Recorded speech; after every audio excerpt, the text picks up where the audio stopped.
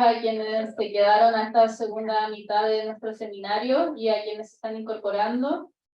Bueno, volvemos a agradecer a la Universidad Católica Silva Enríquez, a la UTA, a COES, a ANID y a Prodemu por este espacio.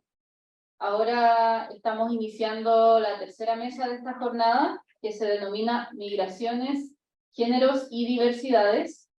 Aquí nos acompañan Carolina Rosas y Catherine Galás.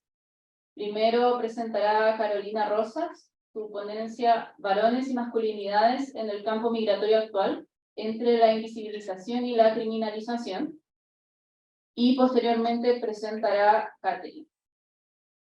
Carolina es socióloga, máster en geografía y doctora en estudios de población. Es investigadora del Instituto Gino Germani y co-coordinadora del Grupo de Estudios sobre Migraciones, Políticas y Resistencias de la UBA. Es parte del CONICET y de la Universidad Nacional de La Matanza. Bueno, buenas tardes. En principio, agradecer a las instituciones organizadoras. Ahí está. Ahora sí, ¿se escucha? Buenas tardes. En principio, quería agradecer a las instituciones organizadoras, en particular a la Universidad de Tarapacá, a la Universidad Católica Silva Enríquez, COES, a los distintos proyectos CONDECYT, en especial al proyecto Trayectoria de Personas Migrantes No Heterosexuales en Chile, dirigido por Catherine Galás. Así que muchas gracias, Catherine. Y también, por supuesto, mi agradecimiento a Carolina Stefani, a Fernanda Escano. Bueno, yo paso rápidamente. Bueno.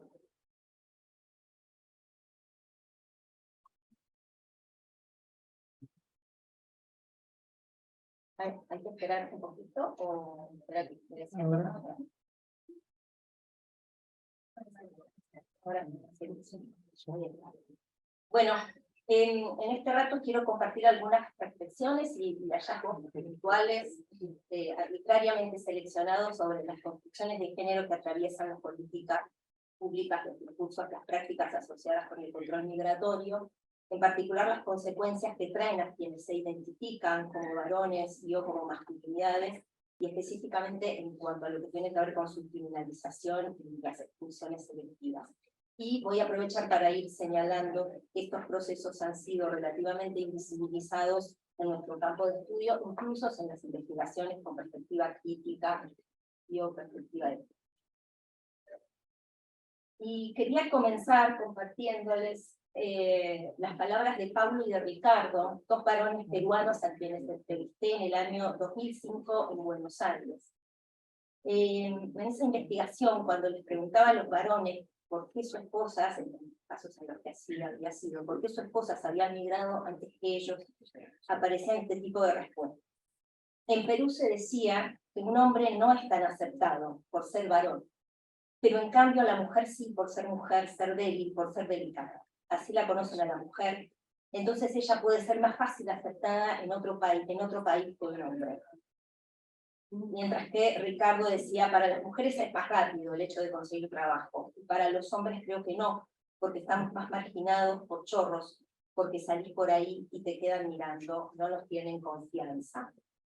En una investigación hecha unos años antes, a fines de los años 90, comienzo de los 2000, durante mi tesis de doctorado, trabajando con varones mexicanos en Chicago, registré también narrativas con contenidos similares. Por ejemplo, cuando les preguntaba cómo se sentían percibidos por sus empleadores, y varios respondieron que, bueno, que al mismo tiempo que eran maltratados y precarizados de diversas maneras, también se sentían mirados con recelo, vigilados, en algunos casos por la posibilidad de que robaran herramientas de trabajo. Es decir, aunque yo en esas investigaciones no estaba interesada en los temas que ahora trabajo, no estaba interesada en el tema de la criminalización de los varones, estas percepciones aparecían espontáneamente en sus entrevistas, no así en el caso de las mujeres. Estos varones mexicanos y peruanos comprendían, se habían dado cuenta, ¿sí?, que estaban construidos como sujetos peligrosos en los lugares de inmigración, que estaban permanentemente bajo vigilancia y sospecha de delito. De hecho, en el caso de Paulo y de Ricardo, y de otros varones, por supuesto, incluso todo el proyecto migratorio familiar se había visto moldeado por esos estereotipos de género presentes en los lugares de inmigración y trans. En el tiempo, además que estuve en México, colaboré con un organismo puntual del Estado veracruzano, específicamente en la búsqueda de migrantes desaparecidos en Arizona y en la repatriación de sus cuerpos, de cuerpos de desaparecidos. La gran mayoría eran varones, varios de ellos asesinados por otros varones, ¿sí? Rancheros, fuerzas de seguridad principalmente. Entonces, la condición de varones, de víctimas y de victimarios, claro, no me pasaba desapercibida. Además yo estaba haciendo una tesis exactamente sobre eso, ¿no? Ya que, bueno, los estudios sobre masculinidades que estaba leyendo mostraban claramente los efectos articulados del capitalismo y del patriarcado, no solo sobre mujeres y disidencias, sino también sobre las vidas y las muertes de quienes se identifican o son identificados como varones, y en especial de los varones jóvenes, ¿no? Porque, como sabemos, la dimensión generacional cumple un papel muy relevante en esas construcciones y en sus consecuencias.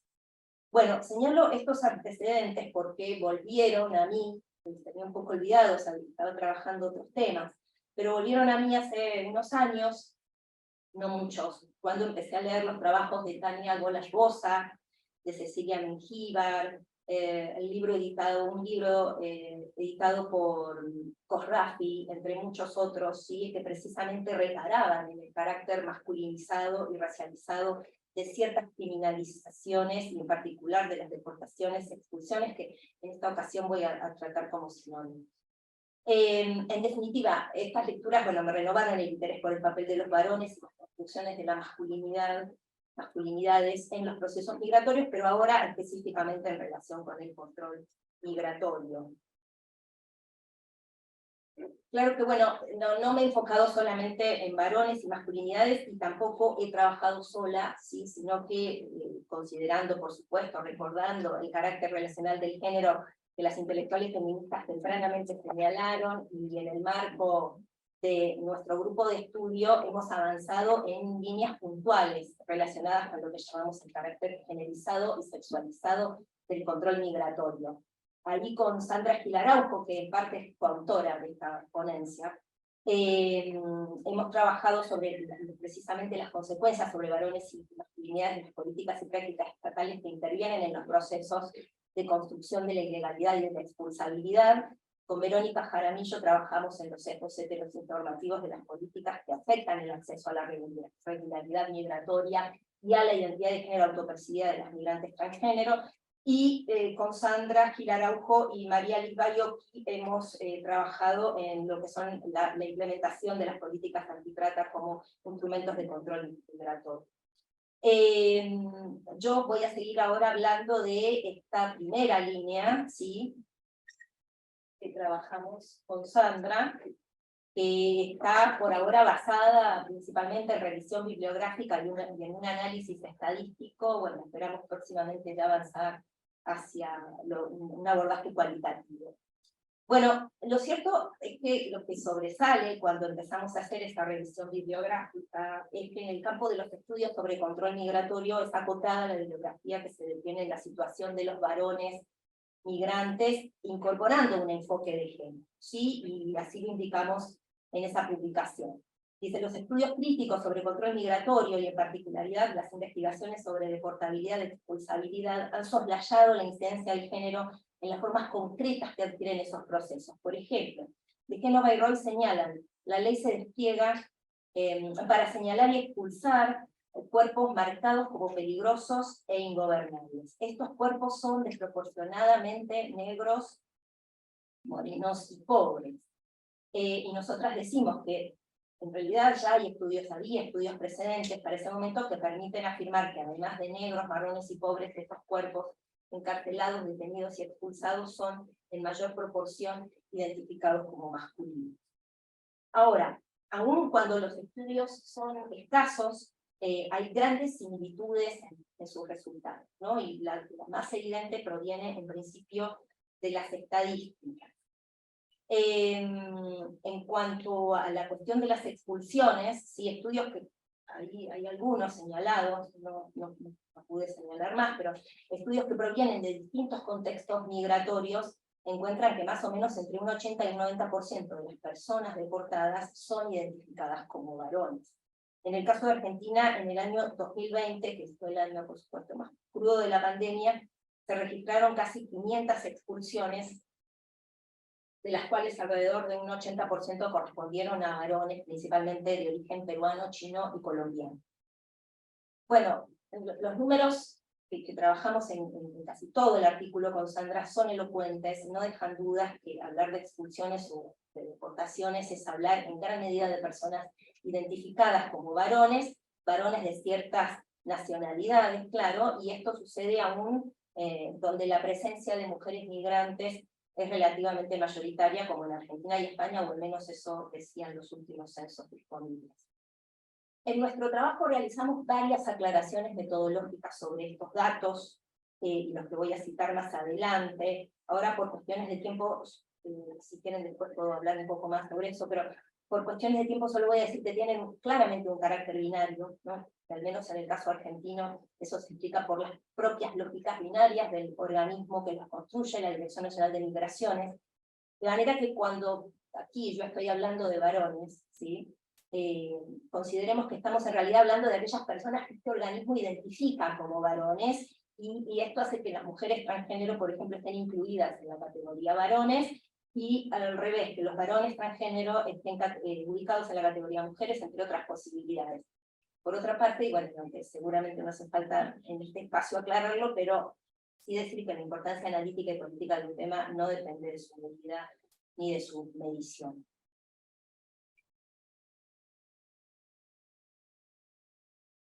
Bien, otra dimensión que tratamos, analizamos varios indicadores, ¿no? Uno de ellos tenía que ver precisamente con el número de expulsiones, y otro con aquellas personas que recibían una disposición,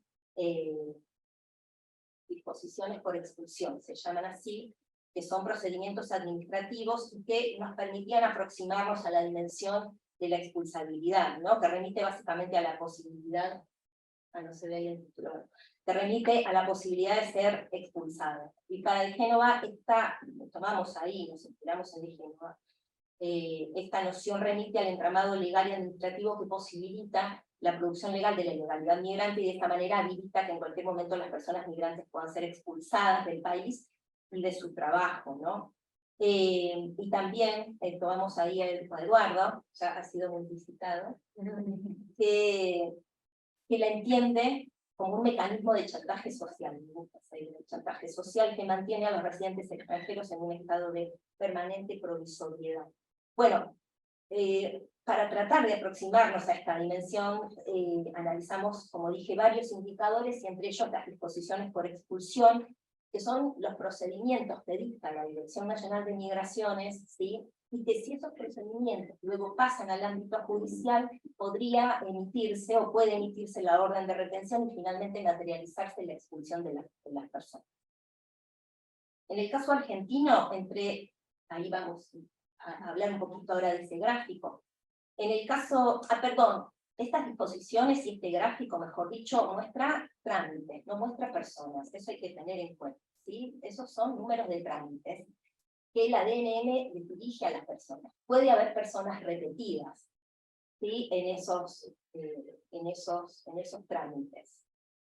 En el caso argentino, entonces decía, entre 2010 y 2020, que es el tiempo que tomamos en el análisis, se confeccionaron alrededor de 30.000 disposiciones.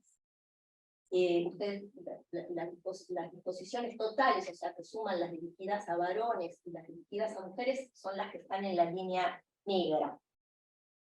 Vemos ahí que entre 2016 y 2019, corresponde al gobierno de Mauricio Macri, la curva crece bastante. En 2020, en el primer año de gobierno de Alberto Fernández, y a pesar de la pandemia, se registró también un número importante de disposiciones de expulsión, de hecho mayores a la era pre-macrista, o la etapa pre-macrista. Y esta evolución muestra entonces un aumento de la población expulsable en el contexto de la incorporación de nuevas tecnologías para el control de los ingresos, digitalización de expedientes y de trámites migratorios, la aprobación de más condicionantes para los ingresos al país, y medidas como el DNU 70 de 2017, que afectó puntualmente los motivos y aceleró los procedimientos de expulsión. considerando todo el lapso, o sea, entre 2010 y 2020, alrededor de 3/4 de estas disposiciones, más de 3/4, fueron dirigidas a varones. Entre la línea amarilla, que es la que representa a los varones, y la línea gris, que es la que representa a las personas identificadas como mujeres, perdón, se ve claramente la brecha, ¿no? Que es una brecha aparte, esto me resulta bien interesante, que se va ampliando con el correr del tiempo, se va agrandando la distancia. ¿Por qué? Porque las disposiciones dirigidas a varones experimentaron un crecimiento absoluto más pronunciado que las dirigidas a las mujeres, ¿no? Podríamos suponer, como hipótesis de trabajo, a seguir trabajando, que hay cierta concomitancia entre la puesta en marcha de mayores medidas de control y el aumento de disposiciones de expulsión dirigidas a los varones. En definitiva, esta evidencia permite hipotetizar, insisto con esto de qué se trata de hipótesis, en la medida que no estamos trabajando con personas, sino con trámites, que quienes más experimentan ese estado de permanente provisoriedad que señalaba Domenech son las personas identificadas como varones. Al parecer ellos son los que están más amenazados de en cualquier instante ser separados de las familias, separadas de la familia y de los vínculos afectivos construidos en el país de destino, perder el sustento y la capacidad de sostener a otras personas y regresar a un país que quizá ya se había dejado atrás, entre otras cosas. Bueno, detrás de estas cifras, como sabemos, están los requerimientos del capitalismo, es decir,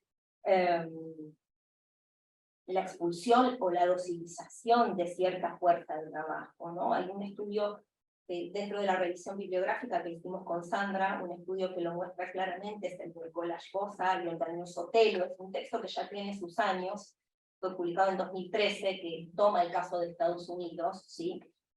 Y que muestra cómo en los años 90 fueron las mujeres migrantes las que fueron construidas como una amenaza en términos reproductivos, y en sintonía con ello se dictaron toda una serie de medidas que contribuyeron a reducir la migración de mujeres y, por el contrario, a promover las migraciones, sobre todo temporales, de varones jóvenes, que era lo que estaba demandando los mercados de trabajo en ese momento. En cambio, dicen las autoras, en las últimas décadas el mercado laboral requiere más mujeres trabajadoras para el sector servicio, y por el contrario es cada vez más escasa la demanda de mano de obra en los sectores donde tradicionalmente se han ubicado los varones. Entonces, esto ha producido un incremento de la desocupación masculina, que junto con la profundización de la llamada guerra contra el terrorismo y otros factores, están detrás de la mayor criminalización de los varones migrantes de origen latinoamericano, de clase trabajadora.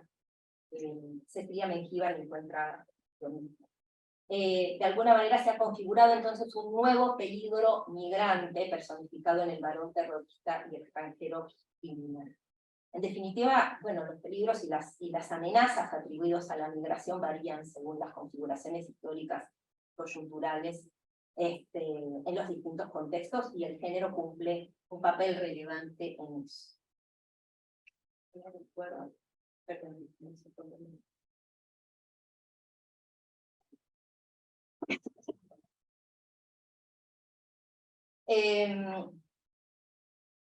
Entonces, las construcciones y los estereotipos de género y sobre las masculinidades sirven y son utilizadas e implementadas con mayor o menor sutileza en las políticas, en los discursos, en las prácticas asociadas con el control migratorio. Muchos de los estudios realizados en Estados Unidos y en Europa, incluso los que Sandra Giraraujo realizó sobre el control de la migración familiar en España, dan cuenta de que desde una lógica binaria las mujeres han sido construidas en las políticas y en el discurso público como víctimas vulnerables, con necesidad de protección, y como contracara, los varones migrantes con frecuencia son pensados como opresores, violentos y peligrosos, en los términos en los que los planteaban de manera bastante clara Paulo y Ricardo al principio, ¿sí? De tal suerte que mientras a las mujeres migrantes se les niega la agencia, a los migrantes varones se les expropia su humanidad, son asumidos como no vulnerables, sino vulnerabilizados.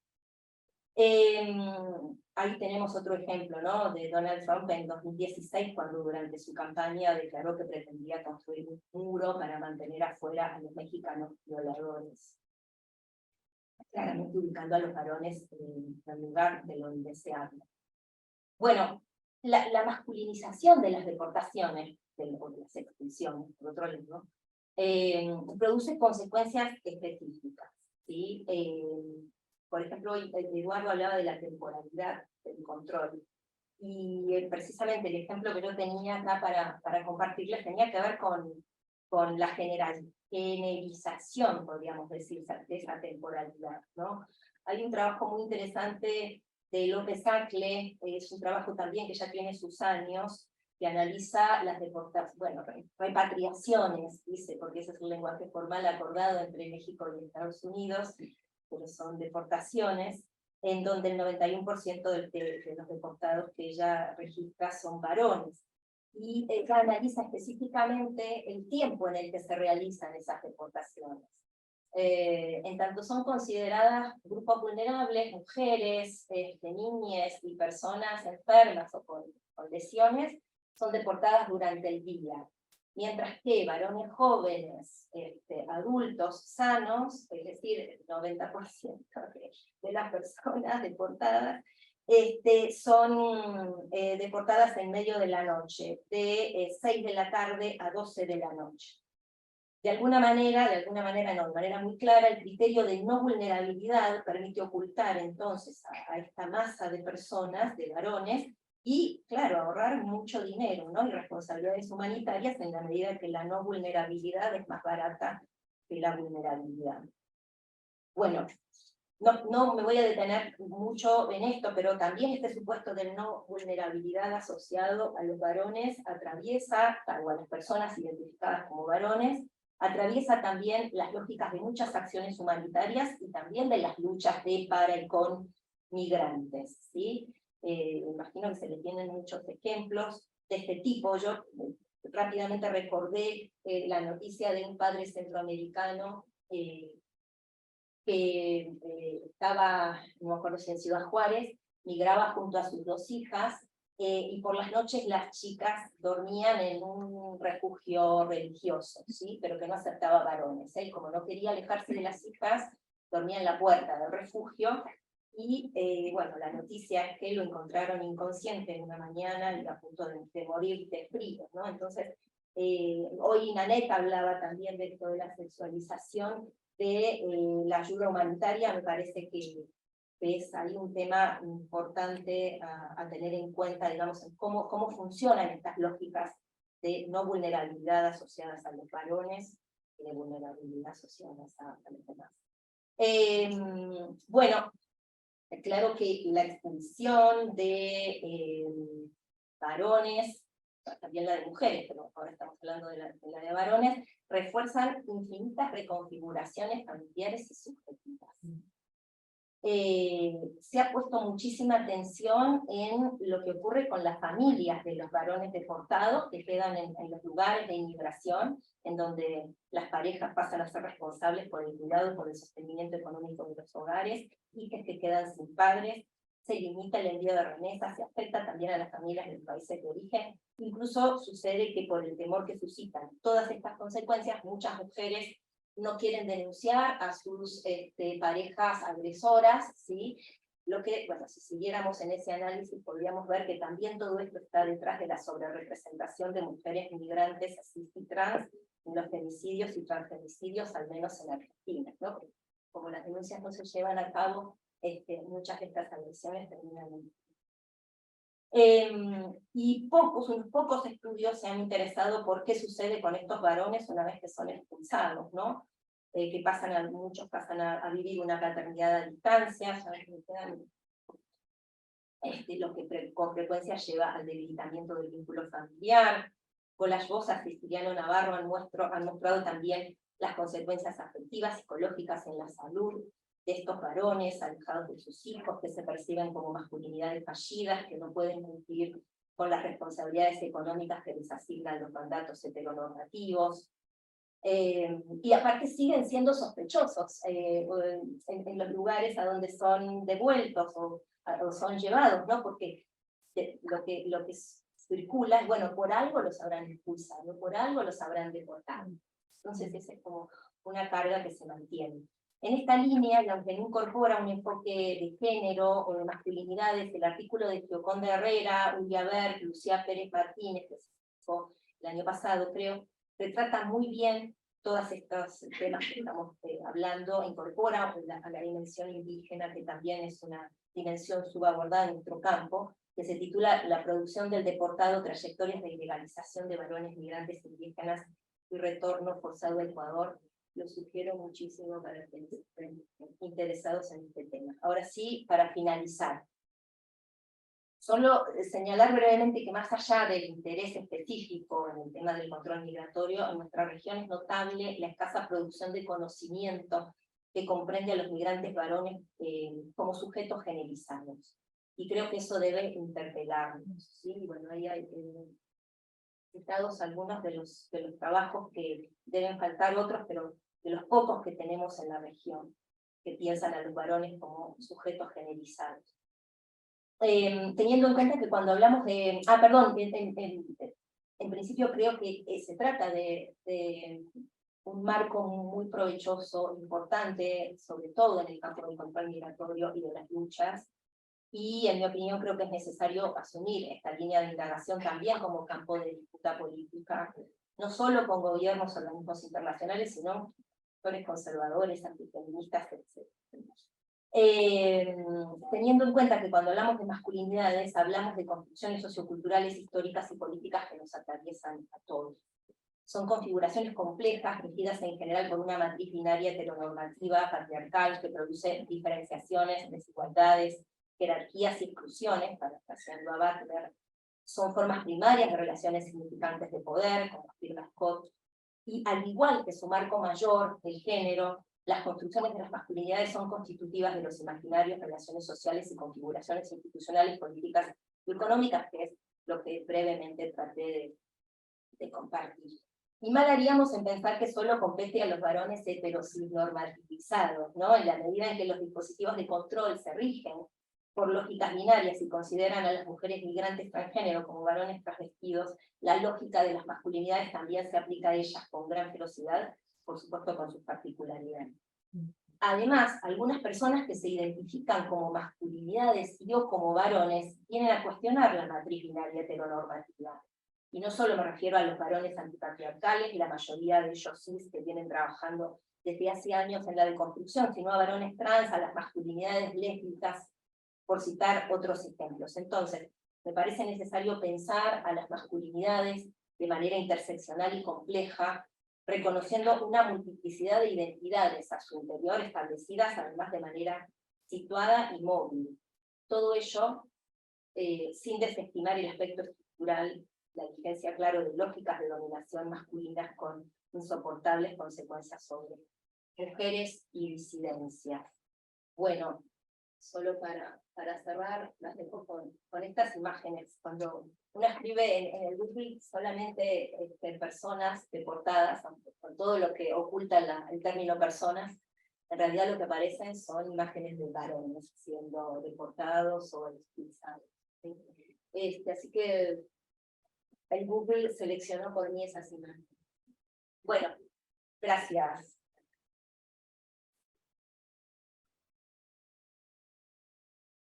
Muchas gracias, Carolina.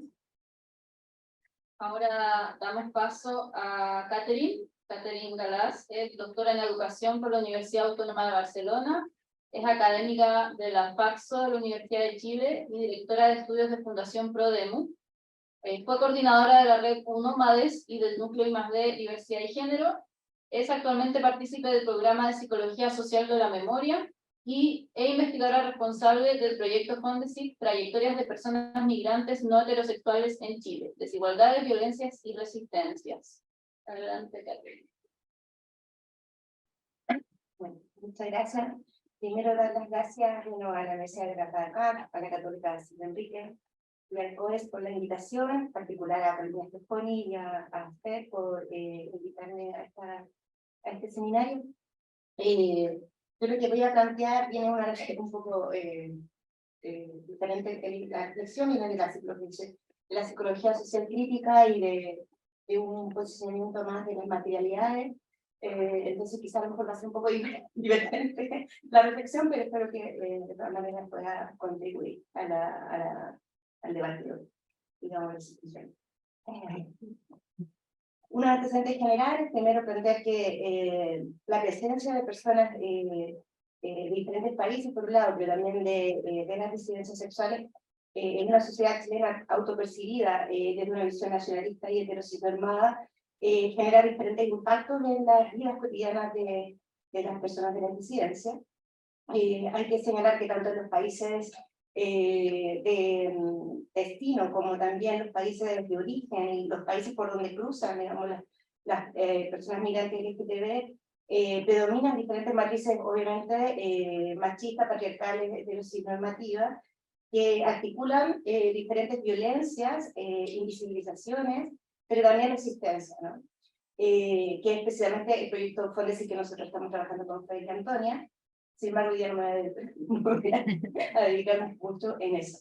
Solo estoy planteando el contexto.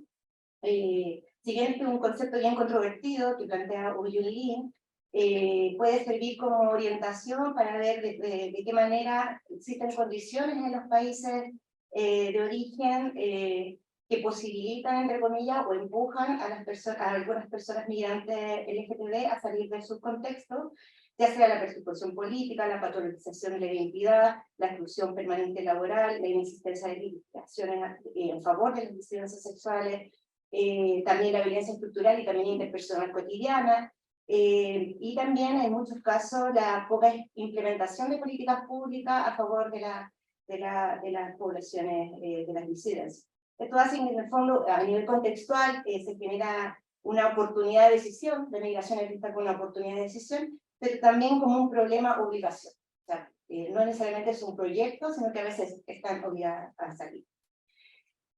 Estas reflexiones las venimos desarrollando con diferentes personas desde el año 2020, precisamente para ver cómo se articulan, ha salido el tema de la interseccionalidad, se articulan diferentes desigualdades, ¿no? A nivel estructural, y eso cómo operativiza ciertas violencias, ciertas resistencias, y ha considerado varios proyectos de investigación, entre ellos este fondo sí que planteamos, existen varias historias de vida, que después al final les voy a mostrar la página que pueden ir directamente a los relatos de video que están colgados también allí, 24 entrevistas audiovisuales, 8 narrativas de vida, y en particular lo que quiero compartirles hoy son 6 relatos que desarrollamos el año pasado en un proyecto más bien cultural académico, con objetos migrantes, ¿no? Objetos que transportan las personas migrantes. Por lo tanto, la reflexión que quiero hacer es más bien una reflexión en relación entre lo humano y lo no humano, entre la subjetividad y la objetualidad, entre lo fronterizo y lo móvil, ¿no? El año pasado desarrollamos un proyecto, como les decía, donde tuvimos una serie de conversaciones con 6 personas migrantes de las disidencias, a partir de objetos que trajeron de sus lugares de origen, aquellos que perdieron en el camino, un poco el recuerdo que tenían de esos objetos, y aquellos de los cuales no quieran hasta ahora nunca desprenderse. A partir de estos encuentros se generó una exposición visual, una exposición que estuvo en 3 lugares, que consideraba las narrativas, extractos de las narrativas de vida, los mapas, que también han salido los mapas de los trayectos de las personas, que eran bastante diferenciados, y también fotografías de los objetos, ¿ya? En esta sesión lo que voy a tratar de solo centrarme en el tema de la objetualidad. Para este proyecto, siguiendo a Sophie Woodward, nos apegamos al desarrollo de los llamados Marian Methods, para ver cómo las personas a partir de los objetos le dan significado a los diferentes procesos, elaboran argumentos y construyen perspectivas de sus propias vivencias. Por otra parte, la vida de las personas migrantes está, lo hemos visto durante todo el día, ¿no? Está vinculada a muchos productos, objetos, documentos, artefactos que son transportados en sus viajes de ida, tránsito y regreso, objetos que también encarnan el anhelo, las expectativas, los sueños de las personas y las memorias de los lugares de los cuales vienen, ¿no? Estos objetos pueden ser prácticos legales, ¿no? Documentos, pasaportes, títulos de estudio, etcétera, simbólicos, algunos objetos que garantían un lazo particular con sus lugares de origen o una significación identitaria, o nostálgicos, ¿no? Un recuerdo que la persona quiere reproducir en los nuevos contextos, y que suele estar asociada a una emoción positiva respecto del origen o de personas del origen, ¿no? Como señala Basu y Coleman, las pertenencias migrantes son transportadas a través de regímenes también de valor, en el sentido que viajan tanto culturalmente como en distancias geográficas, y muchas veces también son confiscadas, ¿no? Muchas de las cosas que tienen son confiscadas en diferentes fronteras y perdidas también, o robadas en los diferentes tránsitos que hemos visto que no son lineales, que lo hemos reflexionado durante toda la mañana, ¿no? Entonces, si bien una persona migrante, entre comillas, lo es por el hecho de haberse desplazado de una sociedad a otra, la categorización de migrante también incluye, según Carmen Romero, elementos heterogéneos diversos como son pasaportes, visados, legislaciones internacionales, guardias de aduana, billetes de ida y vuelta, dinero, corporalidades, colores de piel, etc. Citando a Romero. En esta serie de encuentros artísticos académicos que tuvimos con diferentes activistas LGTB migrantes, quisimos visualizar que los objetos que mantenemos o no en nuestra vida son parte de nuestra memoria y se convierten en movilizadores también de procesos nuevos de subjetivación social. En el caso de las personas migrantes, la presencia y ausencia de los objetos significativos se convierten en puentes de memoria entre su país de origen, las experiencias vividas en los trayectos y la residencia actual en Chile. Los recuerdos en torno a ese objeto funcionan como una especie de puente de memoria que les permite interpretar las nuevas vivencias, sobre todo en relación a las intersecciones de sexualidad, nacionalidad y clase. Siguiendo a Maurice Holbach, entendemos la memoria como un proceso de reconstrucción de un pasado significativo, pero desde un presente concreto, ¿no? El recuerdo se sitúa como una reconstrucción del pasado a partir de un préstamo, ¿no? De vectores del presente, y en ello no solo emerge un proceso abstracto, mental, sino que también objetos, cuerpos, materialidades. En ese sentido, en la memoria también aparecen significaciones sociales de los objetos del mundo, estableciéndose como artefactos. Cuando hablamos de artefactos, nos referimos a un objeto que se vincula al mantenimiento de significados, de acontecimientos relevantes para una persona o grupo. Ahora, no todo objeto deviene en artefacto, sino que aquellos que están marcados por un lazo afectivo o de necesidad, ¿no? Asimismo, Cayen y López destacan que el apego que genera a los objetos funciona como un medio para la expresión y producción misma del yo. Esto significa que los objetos permiten evidenciar procesos de pertenencia, desapego y de subjetividad. Space, no sé cómo se pronuncia, señala que la presencia, falta o circulación de objetos en la vida migrante también nos habla de significados culturales y emocionales que migran. ¿Qué encontramos en este ejercicio que desarrollamos con algunas personas migrantes articuladas, digamos, acá en Santiago? Por un lado, a partir de los objetos y sus conexiones íntimas con las personas migrantes, pudimos captar diversas capas de emocionalidad que relevan construcciones culturales sobre lo que es la movilidad, qué es moverse, y la noción de identidad en múltiples sentidos, nacional, sexo feminizada y también posición de clase. Yo soy como migrante, como persona de las disidencias y muchas veces en una posición de desplazamiento social. Por otra parte, en segundo lugar, que los artefactos que se transportan o se dejan en el camino tienen por un lado singularidad, o sea, se diferencia y se da valor o menos valor dependiendo de la experiencia personal. Tienen por otra parte autenticidad. Algunos tienen el carácter de únicos y de ahí la importancia de su mantención. En algunos casos, por ejemplo, el pasaporte, en otros el título compulsado, en otras personas una fotografía de la abuela, y en otros un libro de cocina escrito por su madre, etc. Y por último, la inalienabilidad, es decir, que el valor dado al objeto, por más insignificante que aparezca, no puede ser transferido a otra persona. O sea, es una significación que solo esa persona le da. Por ejemplo, un bolso roto que logró sortear diferentes fronteras y que en sí ya no sirve, pero tiene un valor importante porque fue un regalo de una amiga a otra, cuando entre comillas esa amiga en el lugar de origen salió del armario y fue violentada por su familia directa.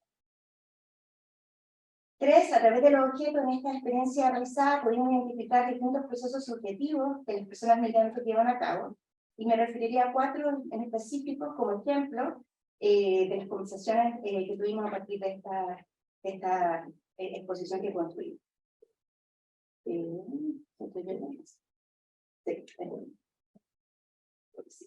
Por un lado está la búsqueda del sentido de continuidad de sus vidas, entre origen y la actual residencia. Aquí voy a destacar la historia de vida de Laura, mujer trans de 25 años, peruana. Ella enfatiza en su relato que su maleta no fue difícil de hacer, Además de lo práctico, o sea, ropa, etcétera, lo necesario, documentos, etcétera, incluyó algunos elementos simbólicos importantes en relación con su habitat en Perú. En su país de origen no se decidió a iniciar su transición identitaria debido a la presión familiar, a la discriminación y violencia social hacia personas trans. Sin embargo, una amiga fue la persona que más la acompañó en su adolescencia. Ella se trajo en la maleta una taza quebrada, que está en la foto, que ella le había regalado. No importa si está rota, pero me recuerda a ella y con quien mantengo mi vínculo. A partir de este objeto, situado en un lugar destacado en su habitación, ella le trae recuerdos de una amistad que de origen que fue el sostén de sus inquietudes de identidad sexogenizada, y por tanto este objeto se vuelve puente de memoria con una experiencia positiva de su pasado. Por otra parte, está la búsqueda de identidad o el desapego identitario. Algunos objetos se vuelven imprescindibles a tal punto que son resguardados o escondidos de diversa manera para pasar diversas fronteras como algo que les marca identitariamente. En el caso, por ejemplo, de las pastillas de hormonación en una persona trans. Como lo único seguro fue salir de su país de origen, pero sin tener claridad de los tránsitos que viviría y dónde se asentaría, estas pastillas, que son ejes fundamentales de su proceso de transición identitaria, resultan lo más valioso a cuidar y proteger, incluso más que el pasaporte, etcétera, porque les significa la seguridad de poder mantenerse en el cambio que decidió emprender y que le empujó a salir de su país de origen. Pero también se generan procesos de desidentificación, de cierto desapego identitario a nivel nacional. Yair, una persona gay colombiana, enfatiza que no quiso traerse nada de Colombia, porque quería empezar de cero, en todo sentido, incluso en aprender nuevas, comillas, lógicas, tradiciones y costumbres, nos señala. Para él implicaba no reproducir costumbres de su origen y por ello no puso nada en la maleta que no fuera, entre comillas, necesario, como ropa abrigada y documentos. Mi maleta hasta se perdió y no me importó. Por otra parte, se generan procesos de pertenencia o no pertenencia, no en el hacer la maleta. Las maletas en los procesos migratorios son un objeto contenedor que movilizan otros objetos. Hacer la maleta el bolso implica una decisión que relaciona razón y emoción y que se elige aquello imprescindible de lo que puede quedar en el lugar de origen. En esa decisión vemos en las conversaciones compartidas que no es un proceso fácil. Se tiene en cuenta, por ejemplo, el posible control de equipaje en fronteras, los robos en trayectos, la posible confiscación de objetos queridos y, en el caso de una migración no regular, la facilidad para transportarla a destinos que no tienen certeza. Por último, la adaptación y resistencia, ropas que quedan en el armario. Por otro lado, también se generan procesos de adaptación, de choque de expectativas y de acomodación en nuevos contextos. José Miguel preparó una maleta, entre comillas, él lo nombra así, cábala, así le llamó, porque le acompañó en diferentes migraciones internas en Venezuela. Al venir a Chile puso en ella trajes formales para poder trabajar porque es abogado. Pensé que necesitaba tener buena presencia aquí y traje mi mejor ropa y obviamente mi título.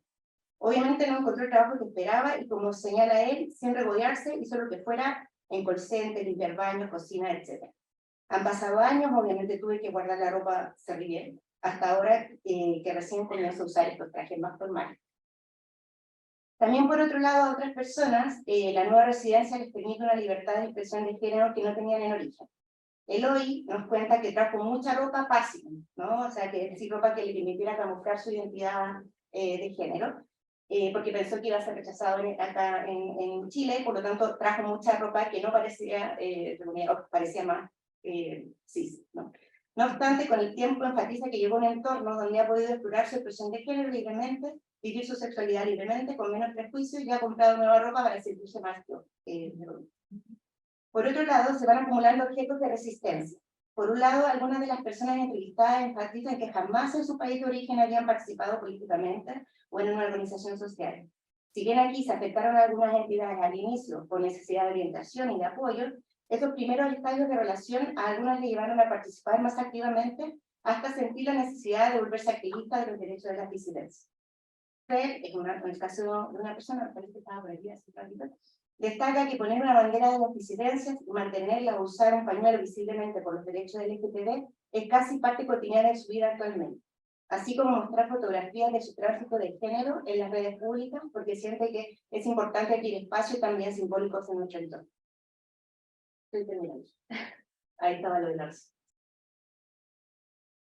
Para ir cerrando, entonces, Un elemento relevante entonces en este proceso migratorio no solo son las condiciones simbólicas de las cuales hemos ido hablando, ¿no? Sino también las materialidades, las cuales se enfrentan las personas migrantes al movilizarse de un lugar a otro. Particularmente los artefactos son de gran importancia para la conformación de la memoria migrante y se convierten en símbolos de identidad, pertenencia, de vinculación o distancia respecto del origen. Hay ocasiones en que los objetos son los únicos testimonios que quedan después de trayectorias migratorias fatales, ¿no? Planteado, bueno, 2022, por ejemplo, las muertes que ocurren en algunas fronteras, ¿no? Que dejan mucha materialidad. No sé si recuerdan la imagen de muchos carnet de personas haitianas en el borde fronterizo con Estados Unidos. O sea, a veces solo la materialidad queda como un ejemplo, ¿no? Un vestigio. Los objetos, bueno, no, en la vida de las disidencias migrantes hay objetos por sobre otros que reciben más relevancia. En momentos críticos, como cuando se tomó la decisión de iniciar un proyecto migratorio, los objetos que se seleccionan se relacionan a sentimientos y necesidades que perduran en su memoria, pero también con su reafirmación identitaria sexogenizada. Maruska Svacek plantea que las personas le atribuyen un sentido e importancia a los objetos según las propias experiencias y formas de ver el mundo. Esto adquiere una especial densidad en la experiencia de personas migrantes, LGTB. Les dejo también aquí varias cositas. Por un lado está la web del proyecto, donde se ha ido compilando la información desde el año 2020 en adelante. Ahí están los testimonios directos de las personas, grabados en videos, y que son narrativas de vida que son grandes y largas. Por otra parte está el documental que se llama Memorias Migrantes LGTB, es un documental que muestra un poco cómo evidencia en un microdocumental la forma en que se entrecruzan estas diferentes matrices de desigualdad. Y por último también nuestro Instagram, que también ahí realmente vamos entregando informes. Muchas gracias.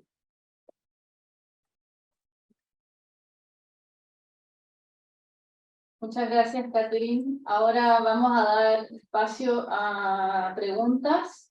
Como lo hemos hecho anteriormente, reuniremos algunas preguntas y luego responden. Muchas gracias.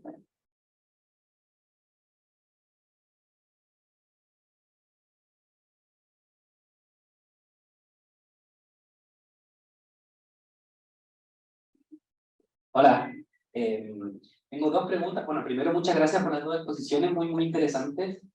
Tenía una pregunta, primero, para la primera exposición, si no me quedó tan claro. El tema de la masculinización tiene que ver con una diferenciación por género de la condición migratoria, o también hay una vulnerabilización específica por ser varón o identificado como varón a partir del Estado con las categorías binarias. Digamos, ¿la condición migratoria se manifiesta en vulnerabilización desigual por género, o es también el género para los varones como un proceso de vulnerabilidad? No sé si me hago entender con la pregunta. Y para Katy, lo segundo, pero más como lo vieron, porque entiendo que la exposición, claro, pues son los 20 minutos, si hay alguna condición particular en esta intersección de, por ejemplo, origen nacional, si hay personas de algún origen nacional particular en nuestro continente que tengan una configuración más similar o más distinta a la chilena, que generaba, no sé, vulnerabilidad o proceso de adaptación más difícil, y también si dentro de la comunidad LGTBIQ+, o de disidencias también se podían ver como matices, ¿no? Como, bueno, cualquiera de las categorías que ustedes estaban trabajando, no sé, como de interés de la investigación, si han visto ahí como especificidades por origen nacional o por categorías dentro de la comunidad de disidencias. Eso, muchas gracias.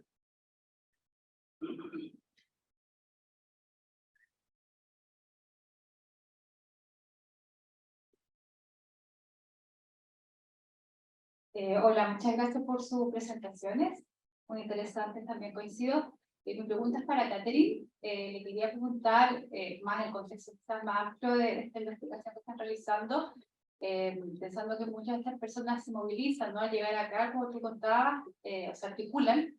¿De esas articulaciones hay alguna suerte de emergencia de lo común en relación con personas chilenas? ¿No observa algo en esa línea?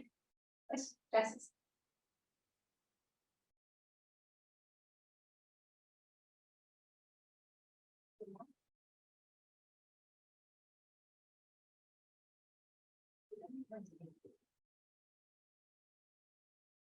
Yo quería agregar una corrección para Caro.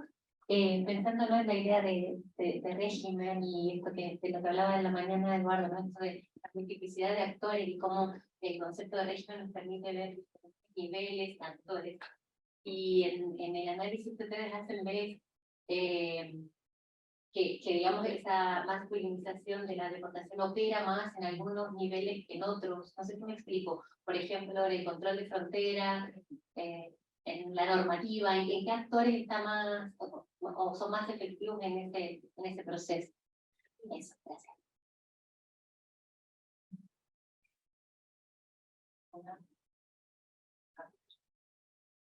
¿Está encendido?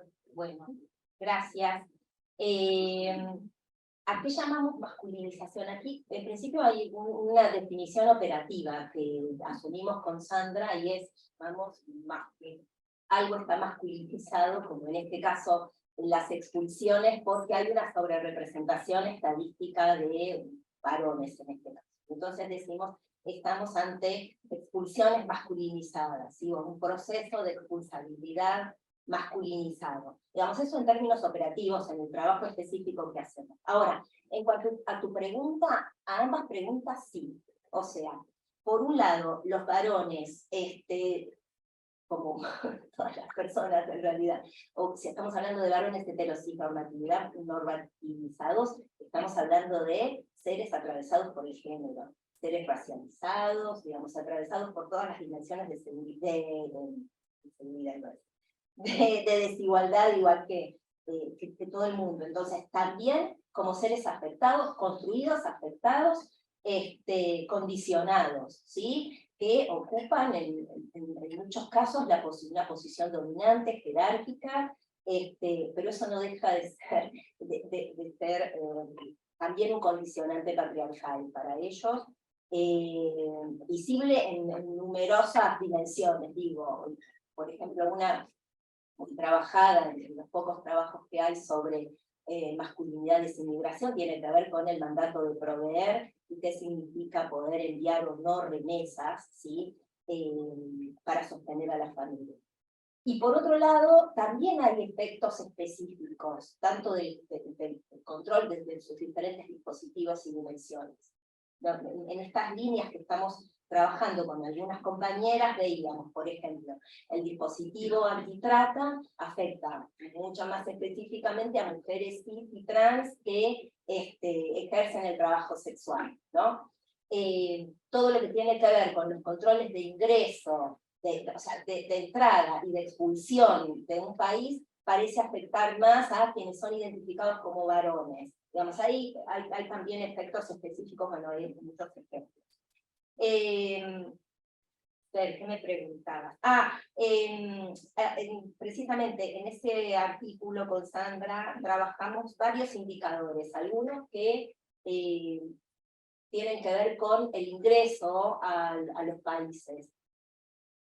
Es difícil también hablar demasiado porque tenemos el límite de los datos que son, como dije, disposiciones y no personas. Pero lo que tratábamos de ver era la distancia que había entre, por ejemplo, en el caso de los ingresos a la Argentina, que fue lo que estudiábamos, uno de los indicadores que estudiamos, qué distancia había entre las solicitudes de ingresos y los rechazos de ingresos. Decíamos, ¿cuántas solicitudes hay y en qué proporción son solicitadas por varones o por mujeres y cuántos rechazos hay? Ahí no encontrábamos tanta diferencia entre lo que se solicitaba y lo que se rechazaba. En cambio, en donde encontramos la mayor diferencia es en las cancelaciones de residencia y en las disposiciones por expulsión. Ahí sí. Una cuestión que todavía no hemos publicado y que me parece interesantísima para trabajar como un elemento central del control migratorio es el acceso a la regularización migratoria, ¿no? Y ahí también encontramos especificidades, ¿no? Todavía eso está sin publicar. Pero bueno, que los varones solicitan más residencias temporarias, o mejor dicho, tenemos más disposiciones, más trámites hechos por varones. sí o no, y de qué tipo de trámites. Las temporales, las que solicitan más permanentes, y hemos empezado a trabajar un poco con las referentes, a preguntarles, bueno, ¿qué sucede con los varones que estamos encontrando que ellos aparentemente tienen más dificultades para acceder a la regularización migratoria, ¿no? Y lo que las referentes nos dicen es, bueno, ellos se dedican a trabajar, cumplen, traduciendo las palabras, cumplen con este mandato de proveedor, tienen más dificultades para pedir a sus empleadores que les permitan en el horario de la Dirección Nacional de Migraciones ir a solicitar, bueno, arreglar sus papeles, ¿no? Las mujeres de pronto encuentran más caminos. Entonces sí hay diferencias, creo que es un campo fértil para trabajar del control migratorio desde esta perspectiva. Bueno, primero decir que los movimientos LGTB migrantes son bien invisibles porque no hay estadísticas que todavía puedan, en ningún país creo que hay como muy pocos datos para cuantificar cuántos de movimientos por un lado. Eso es solo para ponerlo ahí. Y obviamente todas las políticas migratorias son muy binarias. Y también las otras políticas de apoyo. Si hay diferencia, sí, hay diferencia. Ahí en el documental, que te invito a ver, es cortito y es muy ameno, ahí hay diferentes relatos. Hay, por ejemplo, un relato de una persona estadounidense, bisexual, donde ella misma hace una reflexión diciendo, claro, mi posición, mi forma de ingreso es muy privilegiada en relación a lo que está conversando, no sé, otra compañera trans, que estaba en ese momento, no sé, estaba en trabajo sexual, son diferentes experiencias y obviamente hay diferenciaciones diferentes, o sea, tanto por nacionalidad, obviamente, hay nacionalidades que en el fondo no están dentro del ojo del huracán actualmente y siempre han estado en un lugar de privilegio, ¿no? Las de países más centrales, etc. También yo diría que también por orientaciones e identidades, obviamente las personas trans, sobre todo mujeres trans, tienen una mayor experimentan mayores niveles de violencia, pero dicho eso, bueno, y las personas gays son los que están en un lugar también muchas veces de mayor privilegio relacional al resto de las otras identidades y orientaciones. Ahora, dicho eso, hay que matizarlo al tiro.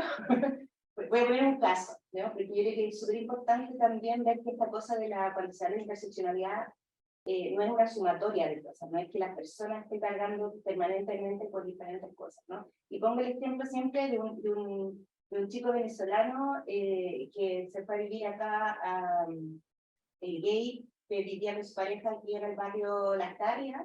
Entonces él siempre dice, bueno, yo acá no tuve ningún problema porque andaba con mi pareja, no, porque era una zona entre comillas gay-friendly, etcétera.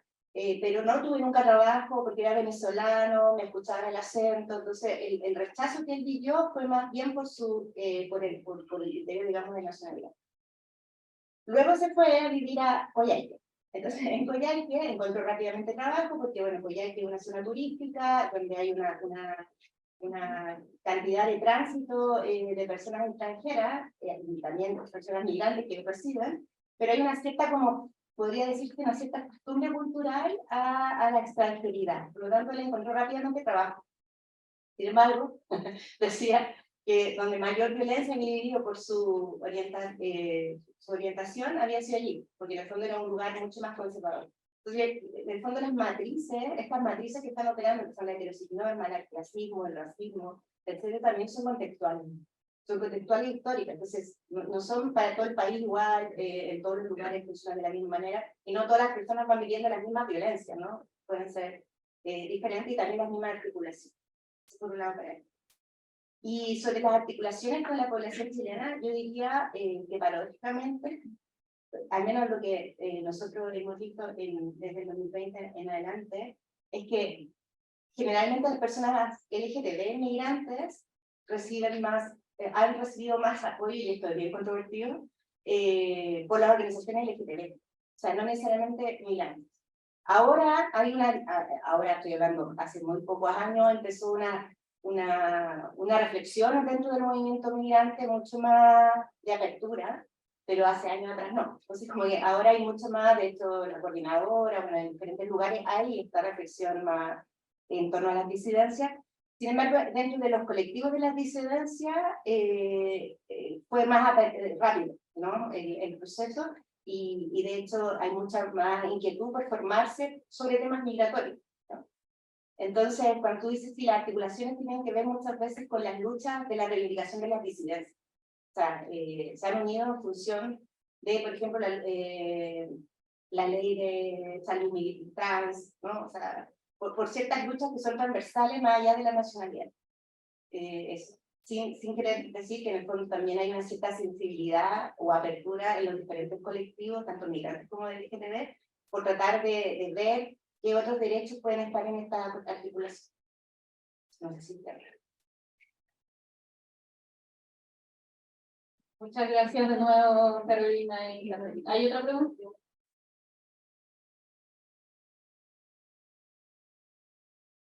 No, un comentario breve, pero muchas gracias, me encantó la mesa. Me dejaste pensando bien cosas, quizás podemos charlar después. En relación a tu presentación, Carolina, pensaba en las imágenes finales para cerrar, y estas construcciones también de varones deportables, deportados, siempre sospechosos y asociados a la criminalidad, ¿no? Recordaba la campaña en Argentina, una campaña antideportación del gobierno de Macri, y lo que se buscó fue precisamente una figura de una mujer, madre, Vanessa, para reivindicar justamente digamos, sus derechos y al mismo tiempo ir en contra de la figura de la expulsión, ¿no? Finalmente, digamos, fue una historia con fin feliz, ¿no? Pero claro, se apeló a esa figura de mujer madre, a una madre, y que también nos hace pensar en estas figuras de quiénes merecen o no, los merecedores o merecedoras de las deportaciones, ¿no? O sea, cómo también las deportaciones se validan, se legitiman a través de estas figuras de los varones criminales. Y bueno, y eso en el gobierno de Macri fue como todo muy claro. Eso me parece que es importante ahí ver que las expulsiones son expulsiones penales, no tanto por situaciones. Las expulsiones son penales. De irregularidad, digamos. Sí. La mayoría en ese periodo nos muestran aumentos, ¿no? Sí, si me permiten un segundo. Sí, eso es importantísimo. Digo, no solo en Argentina, sino digo, en el texto que trata sobre el caso de Estados Unidos, el 80%, nosotros no hicimos exactamente este cálculo, pero en Estados Unidos el 80% de quienes, según lo dice las autoras, ¿no? Bolashuosa y Daniel Sotelo, el 80% de quienes son deportados, como en la categoría, no me acuerdo exactamente si es delincuentes, no sé qué, que es una categoría horrible, así, que remite, ellas dicen, ¿no?, asaltantes de banco, en realidad son deportados por cuestiones administrativas, ¿no? Lo que llamamos faltas administrativas, pero como dice Cecilia Mestivar, faltas administrativas que se han ido penalizando, ¿sí?, para los no nacionales, ¿sí?, no para los nacionales. Y en el caso de Argentina, con Verónica hicimos ese ejercicio, en otro artículo antes, y encontrábamos eso, ¿no? La mayoría de las personas que fueron expulsadas, que en mayoría son varones, durante el macrismo es por irregularidad migratoria, no por otro tipo de delitos. Eso me parece que eso es lo que apuntaba, ¿no? Irregularidad. Sí, irregularidad. Por irregularidad. Porque se le extendió la residencia, por entrada, pero no por delitos violentos, digamos, no por cuestiones penales, no por delitos penales. Claro, son los trámites, pero si uno mira la materialización de la deportación es un penal. Nosotros, cuando analizamos los motivos, no veíamos eso. No veíamos eso. Y el caso de Vanessa es un caso bien interesante, y que lo discutimos con las chicas también, en el sentido de, bueno, ¿por qué una madre? ¿Por qué no un padre? Si en realidad cuando vemos los números vemos que hay más padres que son obligados a vivir alejados de sus hijos, pero las luchas se hacen en el nombre de las mujeres, ¿no? En mayormente. Sí. Una última pregunta por aquí que tenemos que pasar a la otra vez. ¿Sí? Un comentario corto, ahora con tu intervención y la respuesta de Carolina, que yo creo que aplica en las dos investigaciones.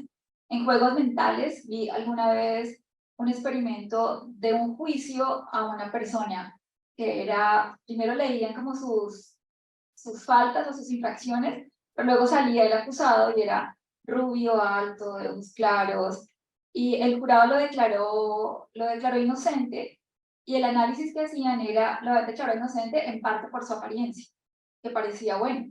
Entonces, con el tema de las fotos de los migrantes deportables, claro, y el tema del racismo y la xenofobia, también se cruza la idea del color de piel y de la apariencia, de si se ve bien o se ve mal. Gracias. Bueno,